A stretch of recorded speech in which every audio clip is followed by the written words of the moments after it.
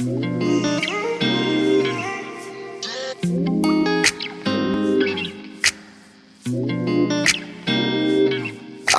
know that we all gonna be alright.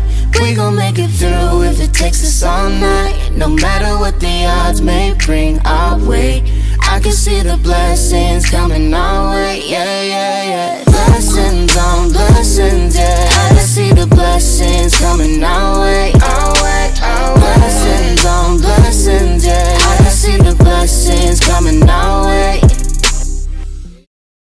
Hey guys, I'm Lex. I'm EJ, and this is The Lion's Den. We're super excited to be continuing our series called The Single Season, and this is episode 4 called Intentional Dating. Intentional dating.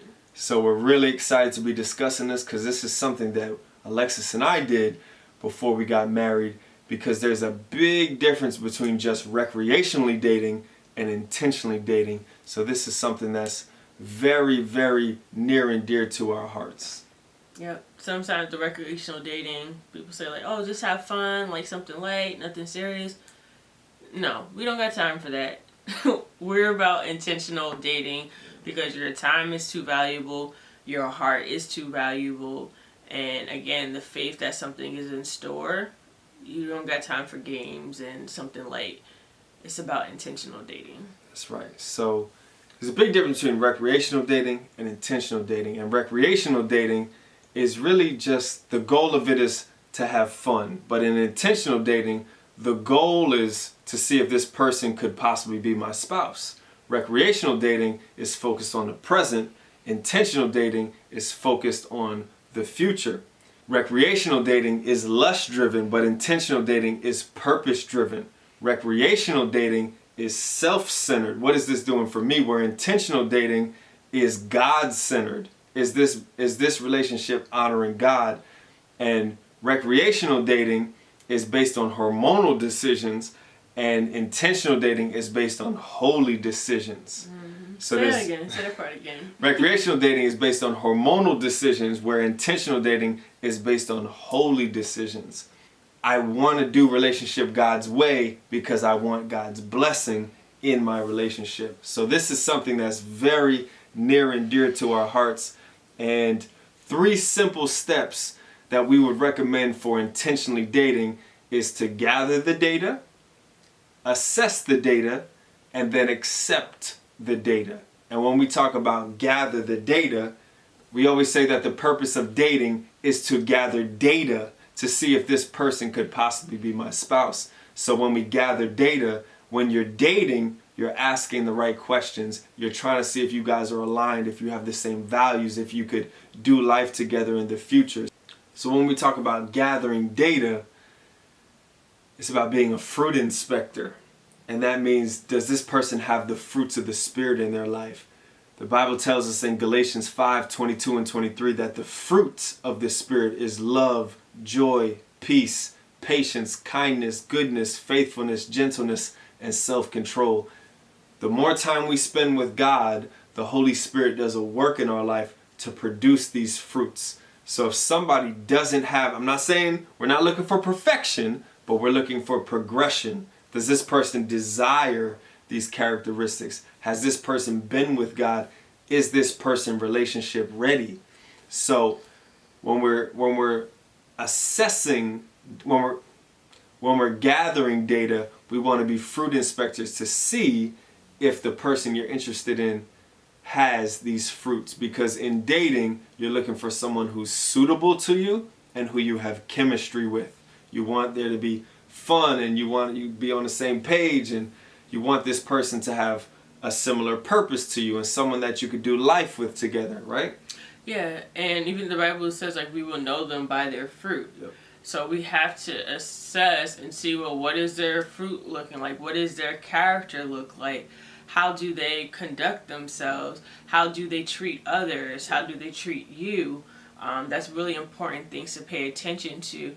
Not so like even the whole idea of just being with someone and being in love, and like it's a beautiful time. You get the butterflies sometimes. It's a beautiful feeling.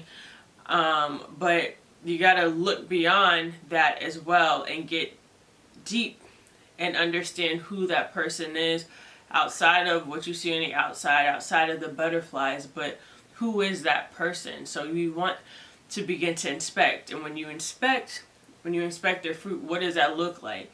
You're asking questions. You're again gathering that data. You're dating to gather the data. So what kind of questions are you asking? In intentional dating, I think it's your forward thinking. So what's your future? Like, what are your future goals, your future aspirations? What is your why? What drives you? And again, when we say this, it's being intentional. It's not like you got like a notepad out and it's like, okay, so what do you want? Okay, well, how much money? What, like, we're not saying to do all of that. There's a way to go about Just it. have a conversation where you're on a date, you're having a conversation, you're getting to know each other. Mm-hmm. Another question I like to ask is, what do you like to do on Sundays? That's a way to see, because another thing you want to make sure that it was important to me, where is this person at spiritually? Again, one of the things that I was praying for, I didn't want to be in a relationship with someone that was going to church because they knew that's what I wanted. I wanted somebody that went to church because that was their own heart's desire. So there's a way, and people will tell you what you want to hear. So if you flat out say like, well, what do you do? Or if you say like, do you go to church on Sundays? How often do you go to church? Like, oh yeah, I go to church. Yeah, I go to church sometimes. Yeah, and sometimes will be like, really means like Easter and Christmas and things like that. But if you simply say like, so what does your weekend look like? What do you do Saturday? Oh, okay, cool. What do you typically do on Sunday?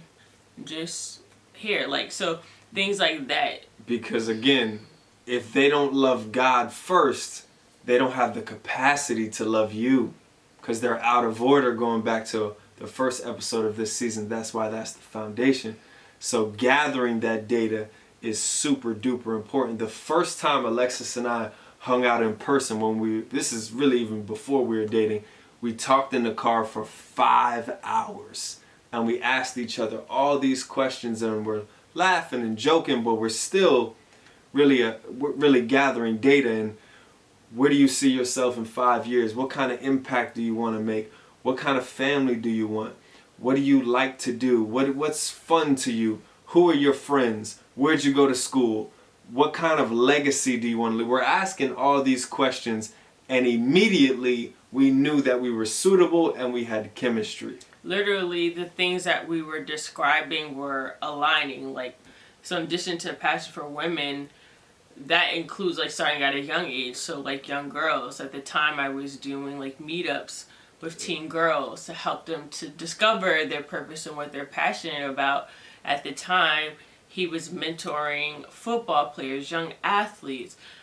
So there was like a lot of intersection where we were clearly passionate and had a desire for the youth. And just to fast forward now, 6 years later, we lead the youth ministry at our church together. So recently I was thinking about it. It literally blows my mind. I think that the first deep conversation we had, 5 hours, we just talked about how much love we have for youth and how we desire to really just an impact. Yeah. And now look where God has brought us. Again, it's not by chance. It's all God, and He's an intentional God. That's right. So once you gather that data, and there's really no timeline, this is going to take 3 weeks or 3 months or 3 years. I'm still gathering data. Like, it's an ongoing process. You have to continue to gather that data. But once you have the data, once you have enough, you have to assess it. Because again, the point of dating is to gather data to see if there's a future for you and this person to possibly get married. Because if they're not mateable, they're not dateable. If I can't see myself marrying this person, why would I waste my time dating them? And I want to go back to the steps. Again, we're gathering the data, number one. So now you just get into step 2. You have to assess the data. So again, you have to be willing to assess it, because you can gather that data and you may find some things that it's not quite lining up, that you don't like. But now you got to be real with yourself and say, I gathered this data, but now I got to face it and I got to move accordingly. Some people are not willing to assess the data because they're not willing to give up the relationship that they have longed for so long. So once you gather that data, you have to do it with the anticipation and the intent to then assess that data to determine whether or not you still need to remain in pursuing this relationship. And that means being prayerful, asking God, what are the facts here? Do I have a future with this person? Think about it, pray about it, invite wise counsel, someone who has your best interest, because sometimes they can see what we can't see, and maybe identify some red flags, which is a whole nother video that we'll discuss.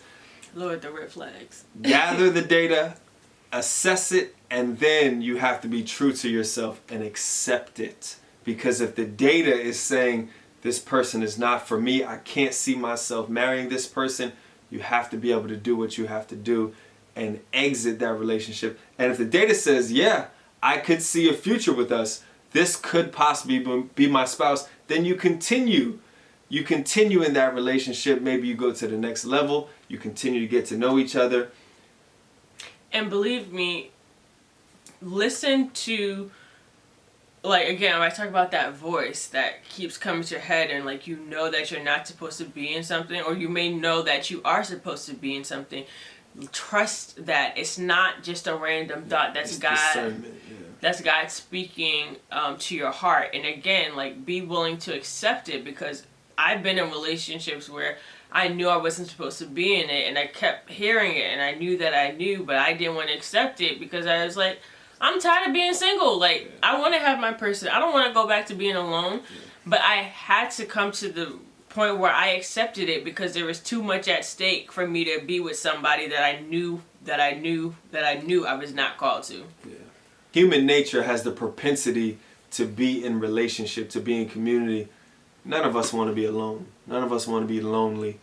But we have to trust that God has our best interests at heart. And if this is not the person for us, we got to move on. Because if I'm in this relationship or dating this person, I could be blocking my blessing because God has this person, but I'm with this person and I can't get to my God ordained person. So I want to encourage you not to be fearful of being lonely or alone for a season, but to trust God in the process. You want to make sure the path is clear for you to go to the person that He has for you.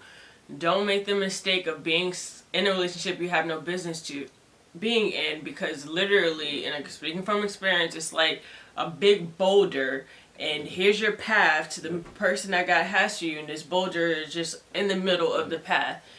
Don't allow the boulder to enter that path, but you want to make sure the path is clear so that you can go where God is calling you to the person that God is calling you to. Yeah. So if you like this video, do us a favor, hit that thumbs up, like, share this video, subscribe, and be on the lookout for the next episode where we talk about red flags in relationships. I'm ready for that. See you soon. Bye. Bye.